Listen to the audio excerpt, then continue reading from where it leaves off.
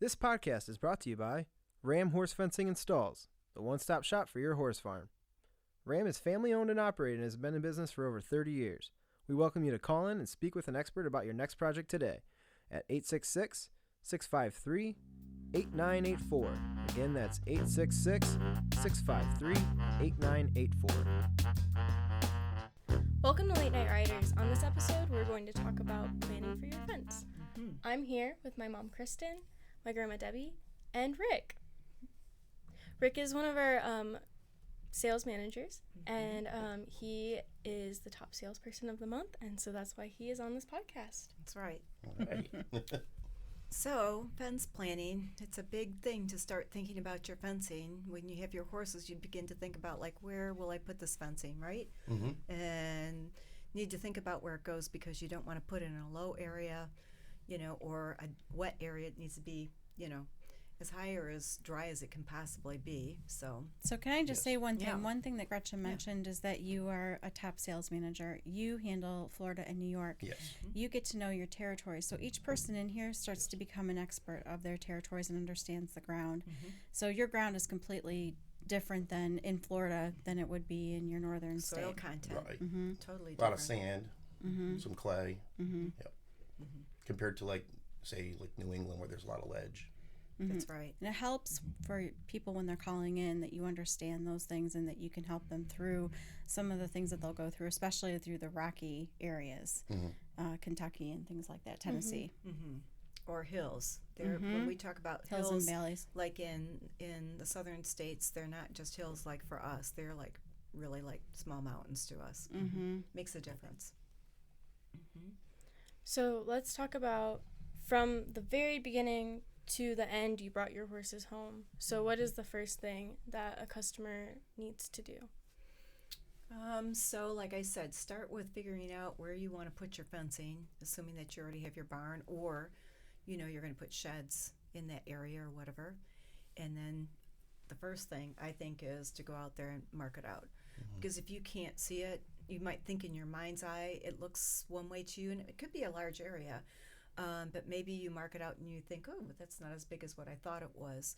So step it off, get some stakes, a string line, and mark it so you can see what it looks like. That So- even helped when we did it here. We had the two pastures that we could separate, and then we ended up doing the third pasture for the feeding area because you just don't realize how big it is until you start to mark it out and where you're going to be moving and taking the horses in and through. Yeah. And a lot of times what I'll do is I'll have customers, they just go to Google, type in your address, and then you can pull up a satellite image, and then you can play around with measurements and, design your paddock in your area. Yep. And it's nice to have two people. You don't have to have two people, but it's nice if you tell somebody move a little this way or go down further. You can see it and then switch places and have the other person look and see if they agree with the look of it, how it looks. So And it's a good place to figure out where your gates will go. Because, going from pasture to pasture, or if you, realize where your tight spots are going to be, maybe moving a gate. Do your customers are they pretty good about thinking about planning it out, or do you have a lot of help in what they do as far as even like gates and things like that go? Occasionally, customers will ask, what my opinion is. Ultimately, it's up to the customer to pick. What I usually do is try to make it easy for them. So you want to move the gates closer to, where the barn would be, turnouts, things like that. less steps. Less steps, right. Yep. The easiest, yeah. Yeah. I mean, and then you want to have like a large gate, like a 16-foot gate, just in case, something happens with the horse. You need to get, heavy equipment into your paddock. You don't want to have something, small, and then now you have to cut your fence. So you want to plan that ahead. Always easier to put it in first than to do it afterwards. And ultimately, like a utility gate for large farm equipment, or maybe you have to eventually put in like tile, something like that. That large gate helps so much to have it. Too tight of a gate just isn't, after somebody going back and forth a few times, it can get hit. So it's better to put it in beforehand. So that's a good idea. I would like to say that one of our customers in a podcast that we did earlier, a huge mudslide came through. They had to get an excavator into their paddock, and they didn't have that large gate, so instead they had our flex fence. They took down the fence, set it over to the side. The excavator came in, cleared everything out, came out, and they put their fence back up, tightened it, and it looked brand new. Yeah, that is with flex fence. It is easier to do that, and that was a situation where they needed to get a lot of equipment in and out, and that worked. So that's a good idea.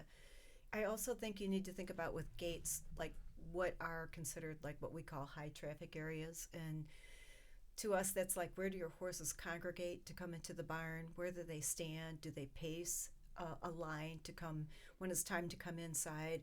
Think about those areas, and then think about having your gate in an area that doesn't make that even like a harder high traffic area or whatever. You know, you don't want to have it in a corner that's not a 90-degree corner. You always want to have 90-degree or larger if you can with horses. So think about those things.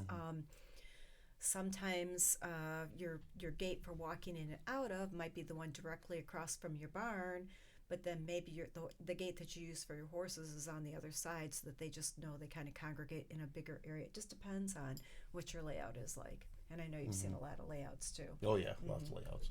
Another thing to consider is when you have you're trying to be cost effective. You want to put your gates on corners. Save on cost right there for hardware. And it saves on a post and hardware and so forth too. Exactly. I also think a lot of people like to have a little catch area for your horses. The sacrifice area. I think that's a big thing. I personally really like it. I've had them, and I'll tell you why. Because if you have a larger pasture and your horses are out in pasture and you want to bring them in, and say it's a really nice warm day, but you want to get them up because maybe the farrier's coming, the vet's coming, whatever the case may be, they'll come into that area, that sacrifice area, or that catch pen area, and then it's a smaller area. You can close the gate and you've got them in an area where you can get them so much easier. And the other thing is too, is if you do have a horse that is hurt, needs some time off, you know, is maybe off a little bit or whatever, you have a smaller area to put them in. If you don't want them running all over, you have an area where you can put your horse. Or maybe in the springtime, you're like we are right now, the grass is really, really wet. So keep them in that smaller area until it firms up a bit, and then you save on your pastures too. So that's a good thing to think about. Very smart thing. We're able to use ours, which I don't think we even thought about, but our two horses that we have to switch out from morning to night. One uses it for their daytime because they get special food, and the other one uses it for nighttime, again, for special food. So, and then they go back into their different little areas. So it's nice to have that extra It is. space. It's very nice. Yes. So I think the next thing that you need to consider is fencing. What type of fence do you need? Do you need electric? Do you need like our flex fence? Do you want to save on time? Do you want something that's low maintenance? I know a lot of people really like board fence, but when it comes down to it, it's not the best option. It just doesn't last as long. Excuse me. You can go ahead and tell a lot about that, I'm sure. You know, I mean, when it comes down to hands down. board, I mean, your horse rubs up against it, they get a splinter.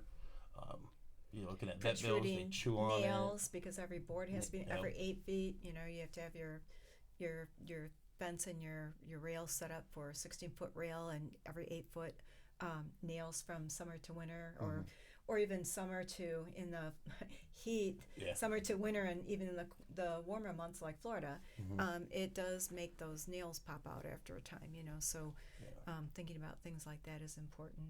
Well, you brought up a good point. Yeah. The 8-foot post spacing. Yes. Well, you run into a rock, you know, some ledge. You have to be right on center. You have to be right there. It has to be right on center. The nice thing about the flex fence is if you run into that, you can move down a foot either direction. You can adjust your post spacing because it's a continuous roll of fence. So makes it nice. Plus, you never paint it. You know, it flexes on impact. And then if you think about, like, I'll just go back to board. You know, if maybe you don't paint it, maybe you do paint it, maybe you stain it, then you have maintenance there. And then you also have maintenance with, if the horses do run into it, whatever the case may be, you know, you have to have a repair. You know, God forbid there's an injury. But, you know, those are the things that are kind of go along with the board fence. And oftentimes we find out that the board fence is so similar in cost to, say, an alternative fencing like a flexible fence system, the flex fence, that it just makes sense to go with something that you don't have to invest into every maybe 4 years or so to paint. How often do you have to paint a fence? It just depends on where you're located, It depends right? on where you're located. Yeah. If you're along the shoreline, you get a lot of salt content. Right. Right. You know, Florida. If you're in the if you're in the northern states, you get a lot of where the wood expands and contracts. So there's a lot of different things, but typically it's like every 3 years you have to paint your fence.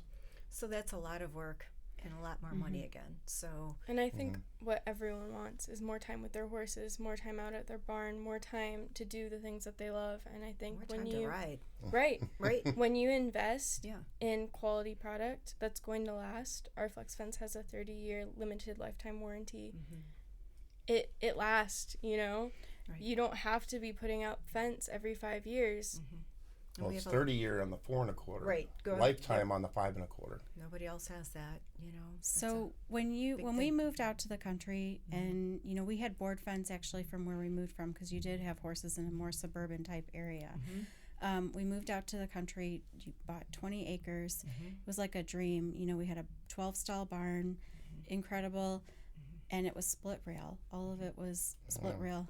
We had split rail. We had oak fence. We had wire fence. We had we had a little, but the bulk mainly, of it was So you know, knowing our horses, how calm they were and everything, they were in these big pastures. They had never seen anything like it before, and they were, you know, I mean, they were okay when we were there. They were our horses. You know, we were checking the fences regularly, but as time went on, that fence just started to deteriorate, and the fence posts would come down, and so it was a constant maintenance issue.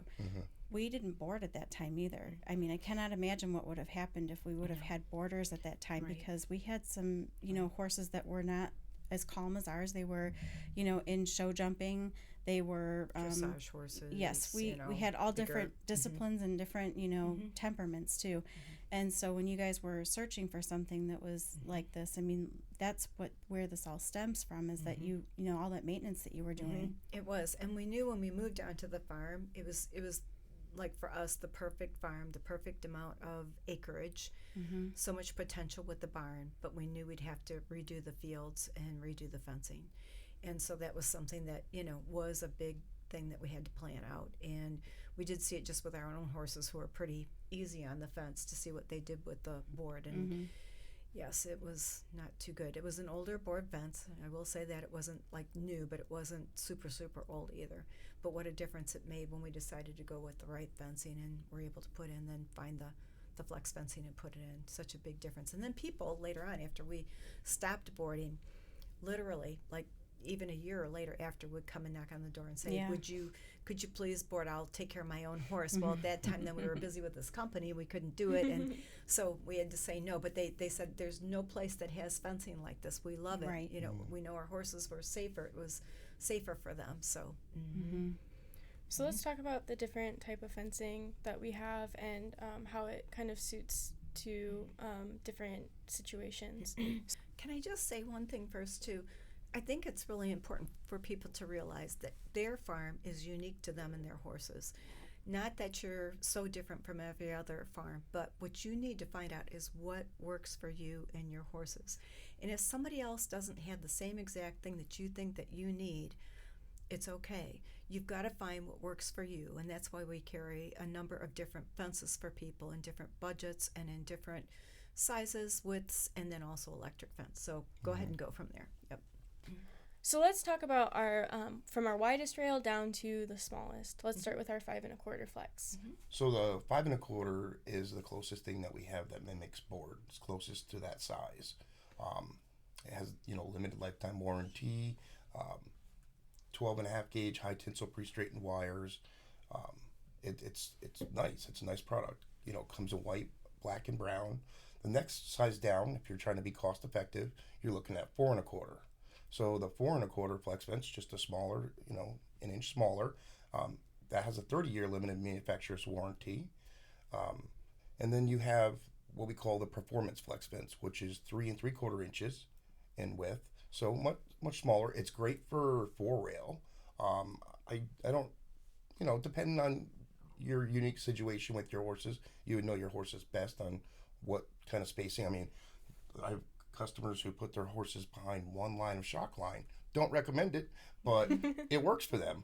So, I would tell them, highly suggest no more than 9 to 11 inches in between your rails for normal size horses. So that means if you have ponies or minis, you need to think closer together. You don't want to invite your horse to stick a leg through or whatever the case may be. So I'm more on that side of no more than 9 to 11 inches. So I tell everybody 9 to 11 inches, Right. 911. So if you go anything more than there that, you go. you might be calling 911. Yeah, that's smart. Yeah. Smart. So, additionally, then, like our coated wire fences, then we have the Shock line and race line. right, and so their sizes. They're about the size of they're 5/16 of an inch, 5/16, approximately, yep. like the size of a pencil. Pencil, about yeah. that. Yep. So the nice part about this for customers is they can make any kind of a fence that they'd like to make for their horse's needs. So we get a lot of different combinations that we talk about. Yeah, So- one of my favorite, and what a lot of customers will do is they'll do like a 4 1/4 or a 5 1/4 flex fence for the top line. It's great for a sight rail. Yep. So the horses see it. A lot of people will do that especially in their arenas, and then use the coated wire below, and 4 or 5 lines below. And the reason that they do this is because when people are out and you have people in the audience, they can see the footwork of the horse. So it's great for visibility. And then any combination that you want for your horses, depending upon, maybe you have mares and foals. Maybe you want to start with have your wider 5 1/4 inch wide rail, and maybe you want to put 4 of those up, but you start closer, and then maybe take them a little bit further apart so the fence can grow with your foal if you want to. You can put coated wire in between to make that spacing smaller if you want to split the difference and make it smaller so it's a little tighter. And you can even do, like, we've heard of numbers of different things that people have done, 5, 6 strands of the coated wire or electric, our race line or our shock line. It's what you need. What do you need? You can custom build it to whatever you want. And our fencing isn't just for horses, it's for livestock as well. I recently just saw a 4-rail flex with 2 rails of shock line on the inside for cows. And that worked for them. Their cows were pretty docile. And then for alpacas, a top sight rail of flex and then mesh below. Here at Ramm, we have that for our sheep. Yep. You want to keep predators out with those kind of the exotics or your sheep, so you want to be sure that you have protection with it. No climb, V-mesh, something like that then too. I think another combination that we have here that works very well is our race line, shock line combination. Yes. It's you do great. that. We were right by a busy highway, and that ensures that our horses know their boundaries, and so they're not going out onto the highway. And I've said this before a lot, though. We don't live in a time where your neighbor can just get your horse if your horse gets out of your fence and bring it back. People don't know about horses. They don't know how to handle horses. We are all responsible for our horses. So we need to be sure we can do everything we can to keep them in. And if that means some electric, they respect it. It's natural to them. It's just like in a herd, a horse may pin their ears and tell the other horses stay away, and if they don't, then they kick out. Well, that kick can be harder than that little bite from the electric fence, but they respect it. So it's something that makes complete sense with horses to use. For a long time when I was younger, I thought, oh, it was terrible. It's not. It's probably one of the best things you can do to have your horses respect it. And then they stay off of that completely. And it's an investment which you put into your fencing, so it keeps it like new. So one thing that you sell a lot is the electric, is it a fence protector or the So you're talking about a fence alarm? the fence alarm? Yes. So Fence alert. very important, especially if anybody's following the news closely in Florida. There's horses that are being taken out of paddocks right now and butchered, and so it's horrible. But certainly what you can do is you can get yourself a fence alert system. It's inexpensive. It's about $25. You hang it on your fence line, and it's got a strobe light. And if you have it kind of directed towards your house, so you can look out your kitchen window or something. If you see it flashing, you know your line's been cut, or even if that's not the case, you're having an issue with your charger and your power's for some reason. Yeah. Right. And then we have a fence alarm where it's hooked up to your fence, similar to a solar charger, and it will alert you. You will get either an email, or you can set it up so you get text messages. If your power goes out, you can set the voltage at certain limits. It's very nice. I've had fence alert before, and I really like it a lot. We had children that would come, and we would turn off the fence when the children would come. And then if we forgot to turn the charger back on again, I'd notice it at night. I could run right out, turn it back on, and knew that the electric was on for the horses. And I love that. That is a really good, along with the other one too. I mean, those are good things to have. Another good thing to have is a fence tester. Who wants to touch their fence to see if it's on? Not me. I've done it too many times accidentally. So, But speaking of the fence tester, the one call that we get multiple times a year is I'm touching my fence and there's nothing happening. And so what's the answer to that, Rick? Take your shoes off. Your shoes insulate you from the ground. So yes. We've had people who have been on the phone who have said this is not going to work, and it works. Yeah, it does. So we don't recommend it. No, we don't recommend that at all. No. Or if you are That's why the fence tester. Yeah. You want a fence. Also, if you're in a very dry area and perhaps maybe your ground rod bed has gotten dry, you can take a hose or a bucket of water, put it on your ground rods, then check it, and you'll see a big difference. So you might need other ground rod beds around your fence too as well. So different things with electric fencing, but not hard to do. Nothing that's hard to do. So. So after that, you order your product. So you call in and you talk to. I think it's important to talk to someone that knows what they are doing. Rick knows New York and he knows Florida. He can tell you exactly what you're looking for. Sand is a whole lot different to install in than other types. Completely. So you need to talk to someone that actually knows what they're doing. Going to Home Depot and buying fence and putting it in, you're not getting that customer service. Our salespeople follow you through from the very beginning to when your horses get home. I think one thing that is nice is that we've done this for so long, and like 30 years, our customers will call in, and once you start to talk to them, they realize that we do have horses. We have horses right here on our headquarters, and the other thing is that we really genuinely care about what you're going to do, so that you don't have to do it twice. Yes. Do it once, not have to come back and do it again, and have it last a long time. And being able to talk to somebody about that, or getting ideas. We have people in here that have horses, people that are around horses all the time, and understand your demographics. It makes a difference. It truly does. So I know you talk to your customers a lot about many different things. I'm sure you get into conversations that, really help them with different things that they bring up. So it's important to find somebody that you can talk to like that. Well, one of the most important things is, Gretchen had brought it up, it's about like shopping at the big box stores.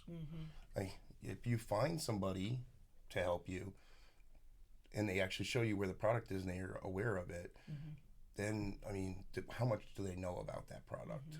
Usually they're not extremely educated in all of their products. We are educated in all of our products here. We go have sales meetings every week where we talk about different products and all the details. We test all of our stuff. I get to go to our test facility and install a lot of our products, and so it makes me a little bit more educated on, And you're out there with them details. too. You're out with the horses or whatever, every day you're out with the animals. So, Yeah, we have the horses here, and when we didn't have the horses here, my mom even got you in her barn and you did some chores for a while so you could understand, so you could understand what the customers are going through, to be able to talk to them about what they're doing. So, and that was very enlightening, It was. Yeah. It does make a difference. The if you call in to talk with us, the first thing that we're going to ask you is the type of fence if you already know.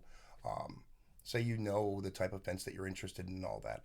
The next step is, what we do is have you send over a layout.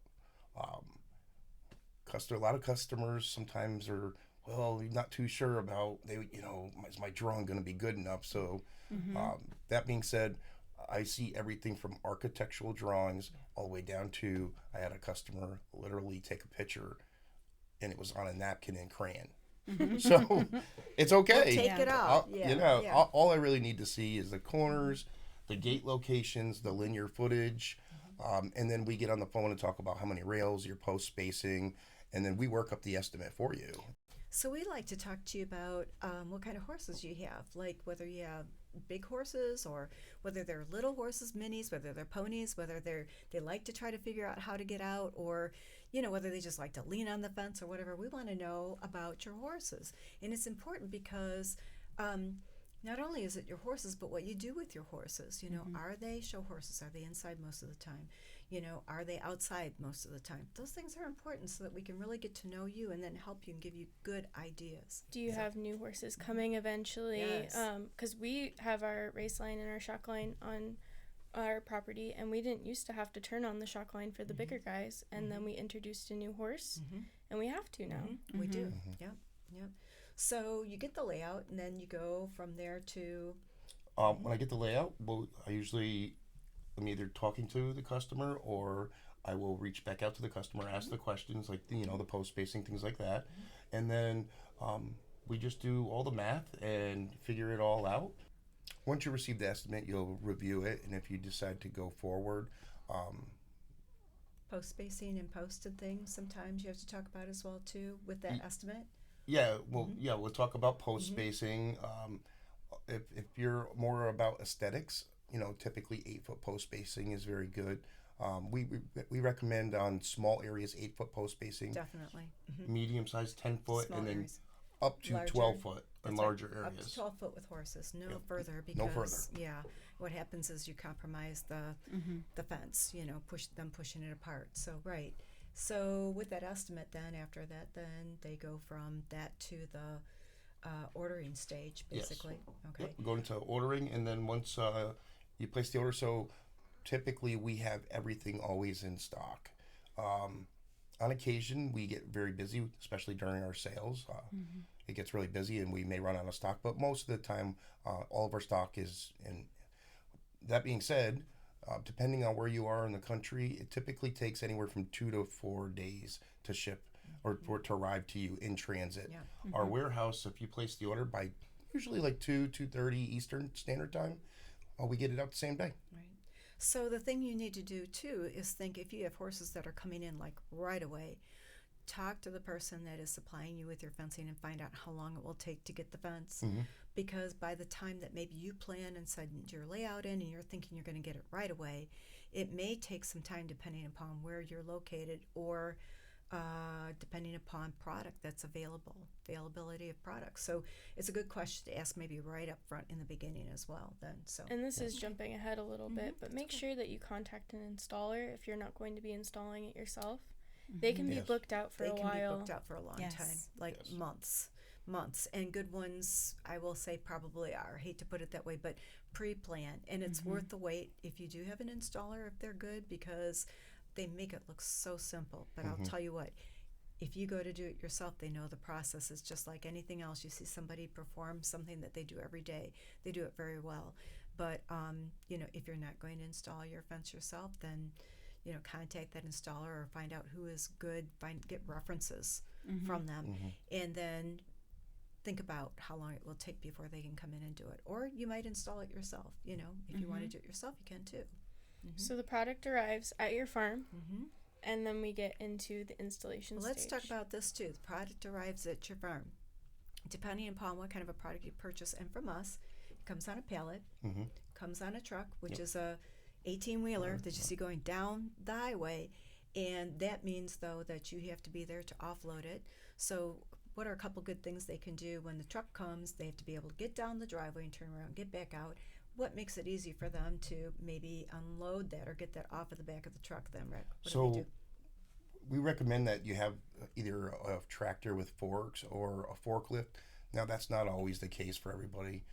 That being said, I mean, if it's an order that's just like 2 or 3 rolls, you're typically looking at about 130 to 140 pounds for, flex fence. 2 people could lift that. You can break the pallet down. Take the the bands off and unband it. Yeah, you can break it down right there on the truck. So it's just usually plastic or metal banding depending on your order. Break the shrink wrap. Take the rolls off. What I usually recommend is if you don't have a tractor or a forklift, is back a pickup truck next to their truck, and then just offload it that way. We do offer a service. It's called the liftgate service. It's an additional fee, but it's very, very helpful. So, it's a platform that lowers it down to the ground. Maybe you can't have it delivered to your farm because you're building your farm or starting it and you don't have a driveway in yet. So you can go to the terminal and pick it up. You make arrangements to pick it up there. So it just depends on what arrangements you want to make. But you have options. So, okay. So then you finally get your product at your farm. Yes, yes. And the first thing that goes in are your posts. Yes. Very important. Especially the corners and the ends. Most important part of the fence. It's the backbone of the fence. It is. Yes. So that goes in first, and then your line posts go in then after that. And you have to call, is it dig or? Yep, you want to prepare that too because it takes them how many days to get out there? Oh, it could range anywhere from, I've seen anywhere from just a few days, and then I had a customer actually, it took them 3 weeks. Oh, wow. Yeah. So you have to pre-plan that as Mark well. all underground lines, water lines, gas lines, everything. Make sure it's marked before you dig anything. Yes. Speaking of corners and ends, can we talk about our bracing specifically for our flex fence? There's a big difference in our bracing compared to just bracing for any fence. So, we suggest the diagonal bracing. Absolutely. And we do concrete all 3 of those posts. In our installation instructions, we have explicit directions to show you how to do it. And it's not difficult, but our people that are at our office would be happy to explain it to you and tell you how to do it. It's not hard, but if you don't set up your braces properly, you could pull your posts over, and you don't want to do that. So let's specifically talk about the difference between a diagonal brace and an H brace. Some installers try to push to get an H brace put in rather than a diagonal brace. So can we talk about the difference and why with our high tensile system you have to use the diagonal brace? So the reason that a lot of installers want to do H bracing is because it's easy, it's simple, and it's what they're used to. A lot of other types of fence that are on the market, barbed wire, things like that, that's old-fashioned H bracing. However, with our fence, because there's many lines, it's high tensile, it's got a great deal of pull that goes up and is applied to that corner. So first thing you do with our corners, and the reason, and I'll tell you at the end here why it's better here, is what you want to do is you want to have the concrete per our instructions, it depending on whether you're in the north or the south, it's a little bit different. Corners versus ends. You want to apply the concrete, but at the bottom it's going to shape like a bell. What that does is it makes it harder to come out of the ground. It's like a footer. Yeah. Well, the standard footer, like cardboard, tubes that you put in the ground, you fill with concrete, it's cylindrical. It's just going to come straight up out of the ground. So that's why we say to bell it at the bottom. So it gives it that lip and wants to push on more dirt. So that being said, what happens is you have your corner post or your end, and then you have your diagonal. And when the pressure gets put onto that corner or the end, it's pushing into that diagonal, which is then pushing into the ground in the footer. And so it has to come straight out of the ground and up and over. With the H brace, it's just applying pressure onto the next post, and it's not nearly as strong. And with that footer, it won't do this. It won't come up and over Right. because your fencing is going around the outside of it and putting pressure on this post. Correct. But because the footer's in the ground, it does not come up and over. That's just doesn't happen. Just doesn't happen. That's right. So after you get your posts in, then it comes time to install your fence. You can install it yourself. You can have an installer do it. It is a possible one-person job. It is. Certainly. We actually have a woman that, right in our installation video that installed it herself and did a good job with it too. So it is possible one person. It is a little easier with 2 people. It always is, but it's an easier fence system to install. Yeah, we've worked with several installers that are a one-man team, and they have gone Yes. out and done this. And we're happy to talk to anybody who calls in that doesn't want to install their own fence, but we want, if they would like to have an installer call us, we can talk to them and talk them through it too. And then after that, it's the best time ever. Your horses come home. Horses come home and you take them out to the pasture, and some people like to walk their horses around and kind of show them where the boundary lines are. At some point you have to take the lead line off and let them go, and you can. But kind of showing them the boundaries helps if you're a little concerned about it. Otherwise, depends on how large the pasture is or small and how many horses are in there.